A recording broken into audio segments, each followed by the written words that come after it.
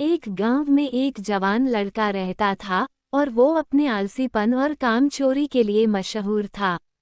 सभी गांव वासी उसे आलसी कहकर ही पुकारते थे, क्योंकि वो पूरे दिन एक पेड़ के नीचे पड़ा रहता और लेटे लेटे वो अपने फ्यूचर के बारे में सोचता रहता और अच्छे अच्छे सपने देखता। उसके दिन ऐसे ही आलस में गुजर रहे थे, लेकिन एक दिन उस गांव में एक साधु आए जो कि अगले 3 दिनों तक उसी गांव में ठहरने वाले थे। वो दिन भर लोगों से चंदा करते और लोगों को उपदेश देते और रात में गांव के बाहर बने मंदिर में आराम करते। वो साधु जब भी दान लाने जाते और रात को वापस आते तो वो साधु हर बार उस जवान लड़के को उसी पेड़ के नीचे लेटा हुआ पाते। साधु 2 दिनों तक ये सब देखते रहे और समझ गए कि ये लड़का मानसिक आलस का गुलाम है। तीसरे दिन जब वो वापस लौट रहे थे, वो उस लड़के के पास गए जो अभी भी उसी पेड़ के नीचे लेटा हुआ था।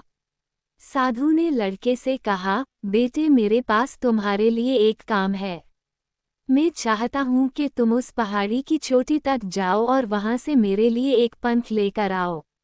लड़के ने लेटे लेटे ही अपना सर पहाड़ी के तरफ किया और अपनी नज़र उस पहाड़ की चोटी की तरफ ले गया और उसने साधु की तरफ देखा और उपहास लेते हुए कहा, ये असंभव है। मैं उस पहाड़ी के ऊपर तक नहीं जा सकता, मैं बहुत आलसी हूँ। साधु ने मुस्कुराते हुए कहा, अरे, मुझे जिस पंख की तलाश है वो इस पहाड़ी के शिखर पर भी नहीं मिलेगा, वो तो इस पहाड़ी के दूसरे तरफ एक गुम्फा के अंदर मिलेगा, जिसके लिए इस पहाड़ी के शिखर तक चढ़कर फिर नीचे उतरना होगा।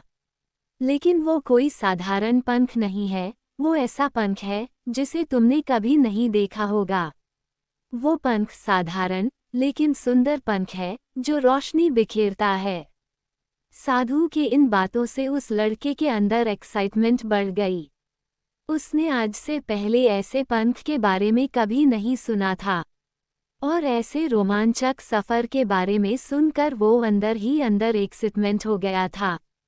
इसलिए उसने साधु के चुनौती को कबूल किया और वो पहाड़ी की तरफ चल पड़ा। लेकिन चढ़ाई बहुत लंबी और मुश्किल थी। जल्द ही लड़के का शरीर थकने लगा, सांस फूलने लगी और शरीर से पसीना बहने लगा। लेकिन फिर भी उसने चलना जारी रखा। वो जैसे जैसे ऊपर और ऊपर चढ़ता गया, उसे खुशी महसूस होने लगी जिसे उसने आज से पहले कभी महसूस नहीं किया था। आखिरकार जब वो कड़ी मेहनत और लंबी कोशिशों के बाद पहाड़ी के शिखर पर पहुंचा तो वो पूरे तरीके से थक चुका था। लेकिन वो बहुत खुश था, उसे अंदर से आत्मसंतुष्टि का एहसास हो रहा था। उसके चेहरे पर योद्धाओं जैसी मुस्कान थी, जैसे उसने कोई युद्ध जीत लिया हो। फिर उसने पहाड़ी के शिखर से नीचे देखा, उसके सामने एक बहुत ही मनमोहक नज़ारा था।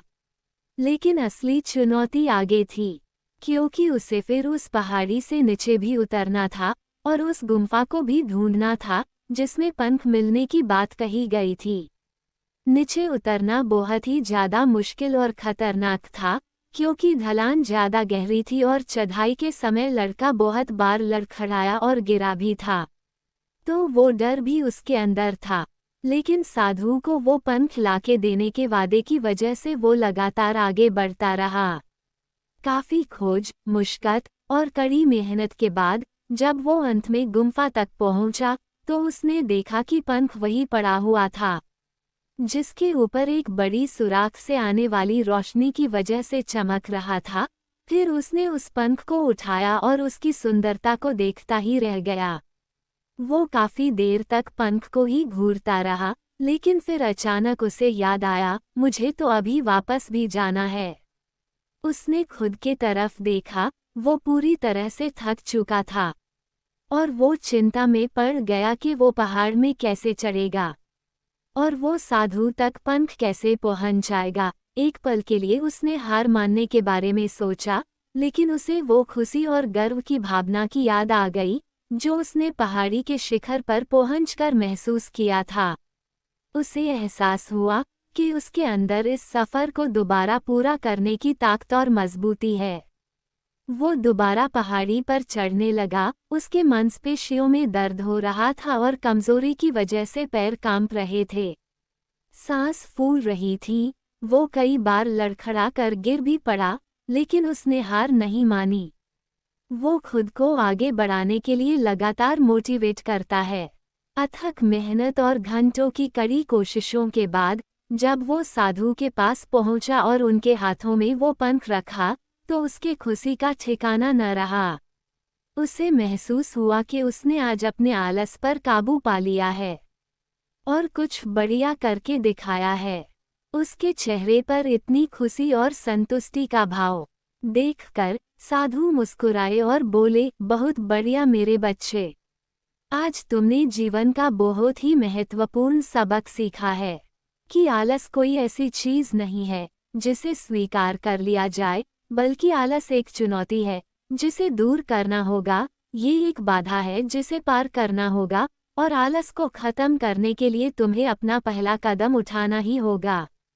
अपने मकसद की तरफ चलना ही होगा और तब तक चलते रहना पड़ेगा जब तक तू अपनी मंजिल को हासिल नहीं कर लेते। लड़के ने साधु के शब्दों की गहराई और उसके मकसद को समझते हुए हाँ मैं अपना सर हिला दिया। आज उसे एहसास हुआ कि वो हमेशा ही बड़ी और महान चीजें करने में काबिल था, लेकिन उसके आलस ने उसे रोक रखा था। अब वो जानता था कि उसके पास अपने रास्ते में आने वाले किसी भी बाधा को वो दूर करने की ताकत और मजबूती है। इसके बाद साधु ने उस लड़के को आशीर्वाद दिया और उस गांव से चले गए। इस कहानी से सीखने वाली बात यह है कि मकसद इम्पॉसिबल लगने के बावजूद भी अगर हम उसे पूरा करने के लिए खुद को आगे बढ़ाते हैं, तब हम अपने अंदर ऐसी ताकत और मजबूती की खोज करते हैं जिसके बारे में हम कभी नहीं जानते थे। आलसपन पे काबू पाने के लिए हमें खुद को चुनौती देनी चाहिए और बड़ा सपना देखना चाहिए। फिर चाहे उस सपना को पूरा करना कितना ही मुश्किल क्यों न हो, हमें लगातार मानसिक और शारीरिक आगे बढ़ते रहना चाहिए। बाधाओं और असफलता के बावजूद मजबूत रहना चाहिए। हमें अपने लिए एक नियम बनाकर उस पर टिके रहकर अपने डेली लाइफ को भी विकसित करना चाहिए। हमें कुछ ऐसी आदतें बनानी चाहिए जो मन न लगने पर भी फोकस और एक्टिव रहने में मदद करेंगे। आलस पर काबू करने का मतलब मानसिकता का विकास करना है। इसका मतलब चुनौतियों और असफलताओं को विकास और सीखने की अपॉर्चुनिटी के रूप में देखना, न कि हार मानने के रूप में।